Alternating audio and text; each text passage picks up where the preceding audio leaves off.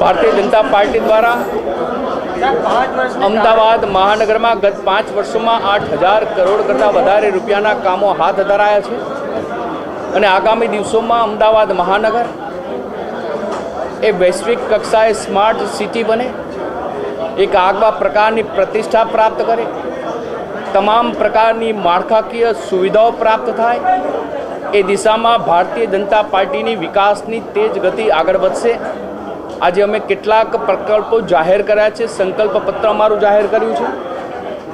Smart સિટીની માનનીય નરેન્દ્રભાઈ મોદીએ જ્યારે અમદાવાદ શહેરનો સમાવેશ કર્યો છે ત્યારે આગામી દિવસોમાં સ્માર્ટ સિટીની સાથોસાથ અનેક પ્રકારના વિકાસના કામો હાથ ધરાશે। અમદાવાદ મહાનગરને વાઈફાઈ સિટી જાહેર કરીને 5 વર્ષમાં સમગ્ર મહાનગરમાં વાઈફાઈ ફેસિલિટી ઉપલબ્ધ કરવામાં આવશે।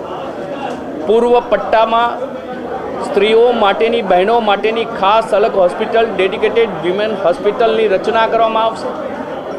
સિટી કન્વેન્શન સેન્ટર એક નવું વધારાનું બનાવવામાં આવશે। ગત 5 વર્ષોમાં ઓવરબ્રિજ, ફ્લાયઓવરબ્રિજ, અંડરપાસ વગેરેનું જે નિર્માણ કર્યું છે એ કાર્યને આગામી દિવસોમાં આગળ ધપાવીને ટ્રાફિક સમસ્યાને હલ કરવાનો કાર્ય હવે હાથ ધરાશે। મેટ્રો ટ્રેનનો પ્રોજેક્ટ જે દેશના વડાપ્રધાન નરેન્દ્રભાઈ મોદી આવ્યા પછી રાજ્યના મુખ્યમંત્રી શ્રીમતી આનંદીબેન પટેલ જે આગળ ધપાવી રહ્યા છે એના ખૂબ ઝડપી અમલીકરણનું કાર્ય હાથ વધારીને શહેરને સુવિધા વધુ સારી રીતે પ્રાપ્ત થાય પ્રકારનું કાર્યવાહી કરવામાં આવશે।